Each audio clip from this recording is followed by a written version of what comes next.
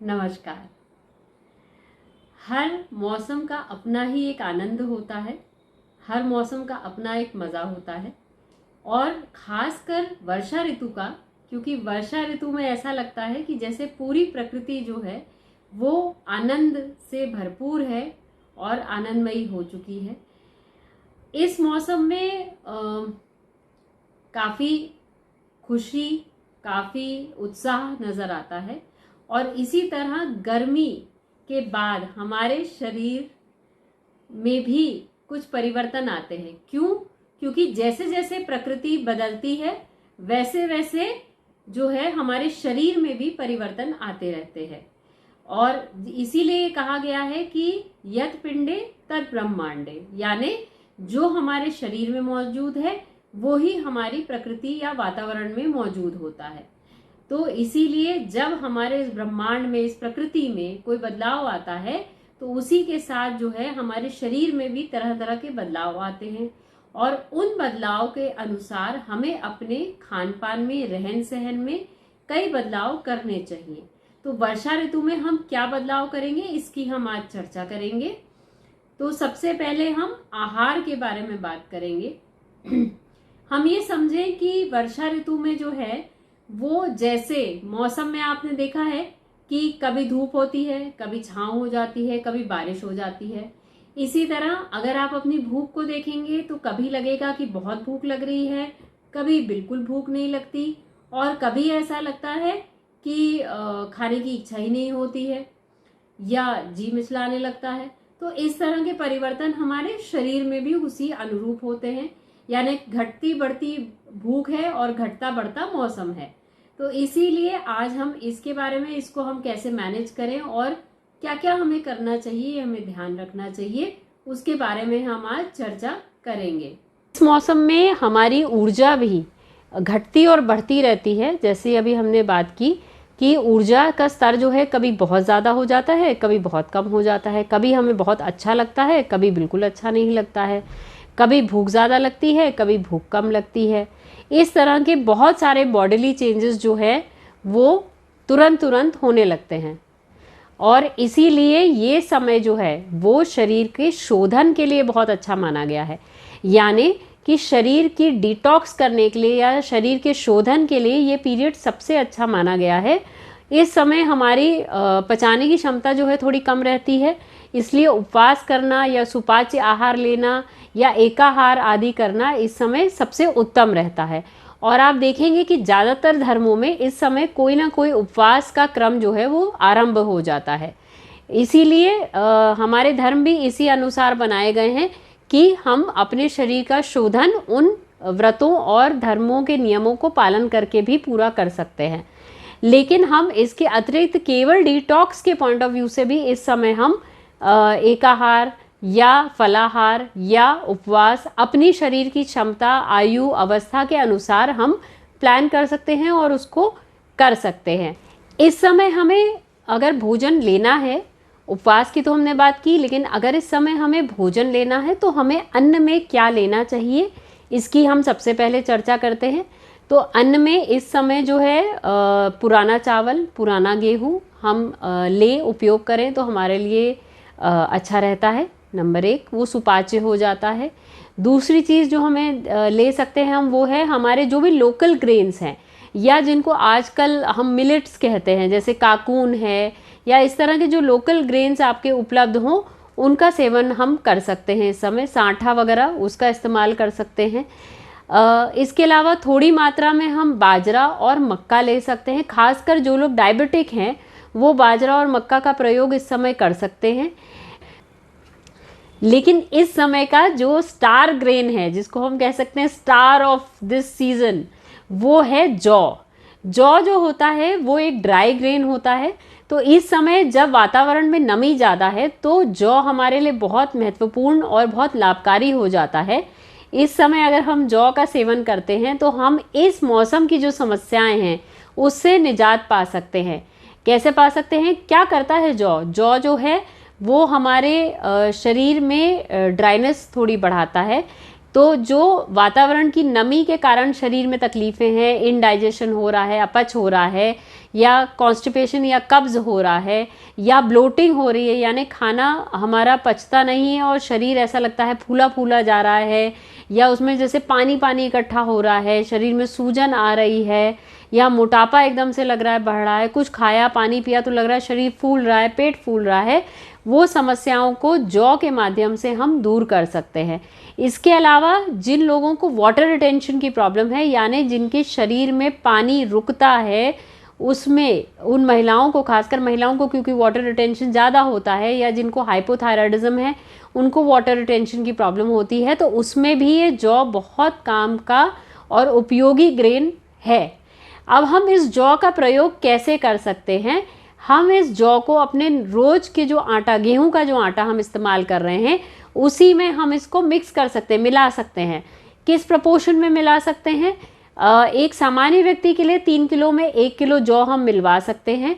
अगर आपको अन्य कोई तकलीफ़ है, ज़्यादा फाइबर नहीं खाना है या ऐसा कोई तकलीफ़ है, तो हम इसकी मात्रा घटा सकते हैं, या जिन लोगों को कब्ज़ आदि है तो उनके खाने में हम इसकी मात्रा को थोड़ा बढ़ा भी सकते हैं। तो इसलिए जौ जो है हमारे लिए इस मौसम का जो स्टार ग्रेन है, उस तरह ये काम करेगा और हमारे शरीर में जो नमी है, जो मॉइस्चर है, उसको घटाता चला जाएगा। वर्षा ऋतु में सब्जियों का भी इस्तेमाल जो है वो हमें करना चाहिए, तो सोच समझ कर करना चाहिए। ऐसी सब्जियां, वैसे इस मौसम में जो मौसम अनुकूल खाते हैं उनको ऐसी ही सब्जियां उपलब्ध हैं जो इस मौसम में लाभकारी होती हैं और सुपाच्य होती हैं, क्योंकि देखिए इस मौसम में सुपाच्य आहार ही अपने को स्वस्थ रखने का एक सबसे महत्वपूर्ण उपाय है। तो सुपाच्य सब्जियां भी इस मौसम में आती हैं जिनमें पानी की मात्रा ज़्यादा होती है, जिससे डिहाइड्रेशन ना हो हमें, और हमारे शरीर को ऊर्जा भी मिलती रहे। तो उसके लिए जो मुख्य 5 सब्जियां हैं वो है कद्दू, लौकी, खीरा, गिलकी और तुरई। इसके अलावा जो है 2 तरह की फली, सेम फली और ग्वार फली इस समय मिलती है, जो कि फाइबर की भी पूर्ति करती है और थोड़ा प्रोटीन युक्त आहार है, तो उसका भी सेवन इस मौसम में लाभकारी है। धनिया और पुदीना, इसकी चटनी का सेवन इस मौसम में बहुत लाभकारी है, क्योंकि ये हमारे शरीर में एक्स्ट्रा वाटर जो है, वाटर रिटेन जो होता है, उसको भी बाहर करती हैं, और इसके अपने भी कई गुण होते हैं, हमारे लिए ये काफ़ी लाभकारी सिद्ध होती हैं। फिर अदरक और लहसुन जो इसका प्रयोग करते हैं उनके लिए ये एंटी फंगल, एंटी बैक्टीरियल का काम करती हैं, तो उसका प्रयोग भी इसमें अच्छा रहता है।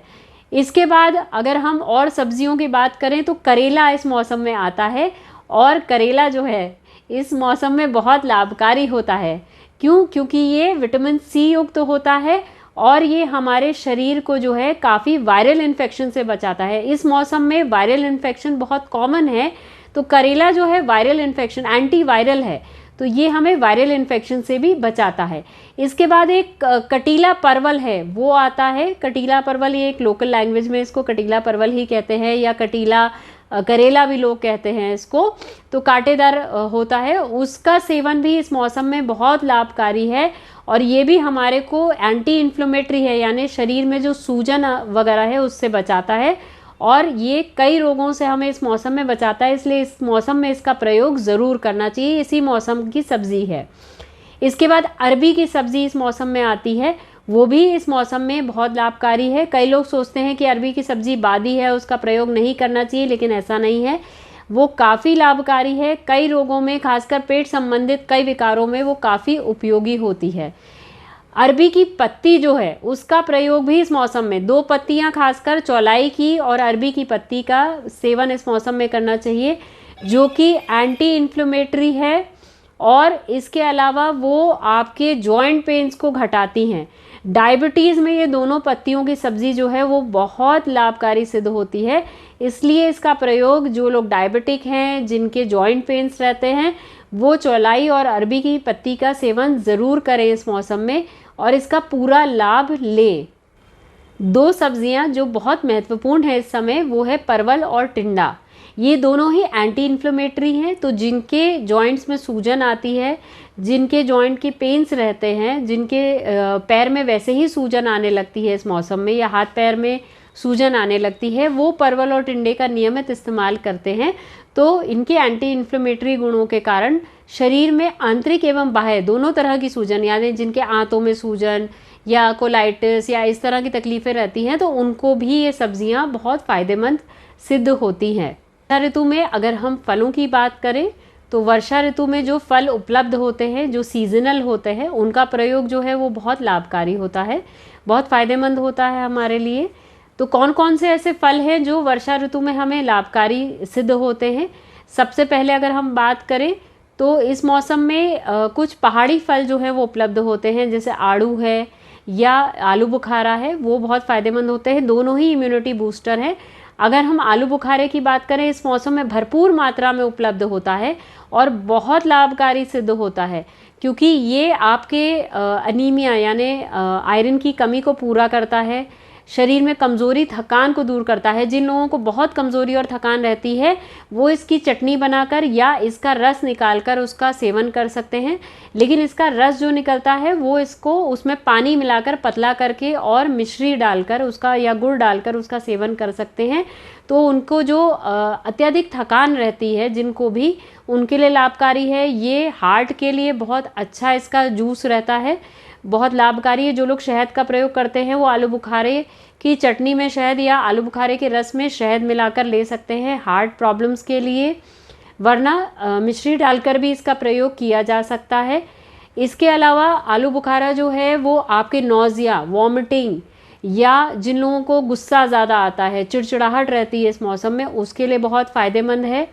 जो प्रेगनेंसी इस समय जिन लेडीज़ को रहती है उनके लिए आलू बुखारे का रस या चटनी बहुत लाभकारी होती है, क्योंकि ये एनीमिया भी दूर करती है, यानी आयरन की पूर्ति भी करती है, और उनको जो नौजिया, वॉमिटिंग ऐसी सेंसेशंस रहती हैं उसको भी ठीक करता है या मॉर्निंग सिकनेस को भी दूर करता है। इसके बाद इस मौसम का एक बहुत बेहतरीन फल है, वो है आपका नाशपाती। नाशपाती, नाग या आपके बबूगोशा, इसकी वैरायटी है। इसमें से कोई भी वैरायटी जो आपके क्षेत्र में उपलब्ध हो उसका प्रयोग आप कर सकते हैं और भरपूर मात्रा में करिए। क्यों? क्योंकि ये आपके कैल्शियम का बहुत अच्छा सोर्स है, विटामिन सी का बहुत अच्छा सोर्स है और पेट के संबंधित सारे रोगों में ये लाभकारी सिद्ध होता है। ये आप अगर इसको देखें तो इसका शेप भी जो है वो पेट जैसा होता है और वो आपके सभी पेट के रोगों को, इस मौसम में जो पेट की समस्याएं हैं उन सबको दूर करता है ये। वैसे तो पपीता 12 महीने मिलता है, लेकिन पपीते का सेवन इस मौसम में विशेषकर फ़ायदेमंद रहता है। ये आपके पेट के रोगों को भी ठीक करता है और आपके शरीर में भरपूर ऊर्जा भी देता है। ये एक मीठा फल है तो ये आपके शरीर में ऊर्जा भी देता है, लेकिन खरीदते हुए ध्यान रखें कि ये जहाँ तक हो सके आपको कहीं जानकारी से प्राप्त हो सके, यानी आजकल क्योंकि आर्टिफिशियली ये पकाया जाता है वैसा ना हो, या आप कच्चा लाकर भी उसको घर में पका सकते हैं। बहुत अधिक ज़्यादा पका हुआ इस समय नहीं इस्तेमाल करना चाहिए, हल्का कड़ापन लिए पपीता हो उसका प्रयोग इस मौसम में करना चाहिए। आम जो है इस मौसम में प्रयोग किया जाता है, उसमें भी खासकर लंगड़ा और चौसा, इस मौसम के जो आम हैं वो है लंगड़ा और चौसा। वो इस मौसम में इसलिए आते हैं क्योंकि ये एंटीबैक्टीरियल होते हैं और कफ एंड कोल्ड से आपकी रक्षा करते हैं। तो लंगड़ा और चौसा आम इस मौसम का ही फल है और इस मौसम में ही इसका प्रयोग किया जाना चाहिए। इसके बाद एक और फल है जो है करौंदा, वो भी इस मौसम में उपलब्ध होता है। ये एक एंटी कैंसरस फल है और ये जो है आपके कई रोगों से आपकी रक्षा करता है, और इस मौसम की बीमारियां जैसे डेंगू है, मलेरिया है, इन सब में करौंदा बहुत लाभकारी सिद्ध होता है। इसकी आप चटनी, इसका घर का बना हुआ अचार जिसमें घर के ही मसाले हों, उनका प्रयोग करके इसको बनाया जा सकता है और इसका प्रयोग नियमित रूप से इस मौसम में करना ही चाहिए, जिससे कि आप कई रोगों से बच सकते हैं और कई रोगों से आपके शरीर में प्रतिरक्षा प्रणाली आपकी काम कर सकती है। वर्षा ऋतु में अगर हम रस की बात करें तो 4 रस ऐसे हैं जो महत्वपूर्ण है इस समय पर लेने में। पहला है एलोवेरा। एलोवेरा जो है वैसे तो 12 महीने लेने का आजकल एक रिवाज हो गया है। बंद बोतलों में एलोवेरा खूब मिलता है, खूब बिकता है और खूब लिया जाता है, लेकिन एलोवेरा रस मुख्य रूप से जो है बारिश में इसका प्रयोग करना हमारे लिए लाभकारी होता है, और वो भी फ्रेश, यानी घर का ताज़ा निकला हुआ। घर में एलोवेरा आराम से लग जाता है, सभी को अपने घर में लगा लेना चाहिए। ये आपके शरीर में छोटी मोटी चोट के लिए, कोई जल जाए उसके लिए, ऐसे कई तकलीफ़ों के लिए घर में एक औषधीय पौधा लगाकर इस्तेमाल किया जा सकता है। इस मौसम में, बारिश के मौसम में जब हम एलोवेरा का प्रयोग करते हैं तो ये हमारे लिए बहुत बहुत लाभकारी होता है, क्योंकि ये पेट की लगभग सभी रोगों में फ़ायदेमंद सिद्ध होता है। पेट में जिनको इस समय पे कोई इन्फेक्शन हो जाता है, स्टमक इन्फेक्शन इस मौसम में बहुत कॉमन बीमारी है, उसमें या हल्का बुखार आ जाना, इन सारी तकलीफ़ों से एलोवेरा हमें बचाता है। इसलिए एलोवेरा जूस जो है इस मौसम में लेना चाहिए, लेकिन फ्रेश लेना चाहिए, बाज़ार का पैक्ड जूस नहीं इस्तेमाल करना चाहिए। दूसरा जूस जो इस मौसम में लाभकारी है, हमने नाशपाती की बात की, लेकिन नाशपाती का रस जो है वो भी बहुत बहुत फ़ायदेमंद है, विशेषकर जिन लोगों को कमज़ोरी थकान रहती है, या कई लोग ऐसे हैं जिनके दांत नहीं है, नाशपाती चब नहीं पाती, वो भी इसका ले सकते हैं, जिससे कैल्शियम की मात्रा उनके शरीर में पहुँचे। या जिनको बहुत ज़्यादा कब्ज़ की शिकायत है, वो भी नाशपाती रस यदि इस मौसम में लेते हैं तो उनका पेट जो है काफ़ी अच्छा हो जाता है, काफ़ी ठीक हो जाता है, मतलब जड़ मूल से जो है कब्ज़ दूर हो जाती है। और जो लोग उपवास आदि इस मौसम में करते हैं वो भी नाशपाती का रस यदि लेते हैं तो उनको कमज़ोरी थकान भी नहीं लगती और पेट भी ठीक रहता है उनका। तीसरा रस में इस मौसम में जो है वो है अनार का रस। अनार का रस जो है वो इस मौसम में लेने से फिर थकान, कमज़ोरी नहीं आती, चिड़चिड़ापन नहीं आता। ये हमारे हृदय के लिए बहुत अच्छा है, ये विटामिन सी का बहुत अच्छा सोर्स है और ये हमारी पाचन प्रणाली को ठीक रखता है। जिन लोगों को इस मौसम में कई बार दस्त आदि हो जाता है, उल्टी हो जाती है, वो अनार का रस जो है नियमित रूप से सेवन कर सकते हैं। आखिरी रस जो चौथा है वो है चुकंदर का रस, लेकिन चुकंदर का रस अकेला नहीं लेना चाहिए, इसको खीरा या लौकी या कद्दू के रस में मिलाकर इसका सेवन करना चाहिए। ये किसी भी तरह की कमज़ोरी को, थकान को, सांस की तकलीफ़ों को इसमें ये लाभकारी होता है और इसमें ये फ़ायदा पहुंचाता है। इसका सेवन भी इस मौसम में करना हमारे लिए विशेषकर हितकारी सिद्ध होता है। इसके अतिरिक्त यदि वर्षा ऋतु से संबंधित आपके भी कुछ प्रश्न हो या आपके कुछ सुझाव हों जिन पर आप वीडियो देखना चाहते हैं, या आपके मन में कोई डाउट्स हों इससे संबंधित, तो आप तो ज़रूर हमारे साथ शेयर करें, जिससे अगले वीडियो में हम उन सारे प्रश्नों को और उन सारे डाउट्स को हम क्लियर कर सकें और आपको और बेहतर जानकारी दिला सकें। धन्यवाद।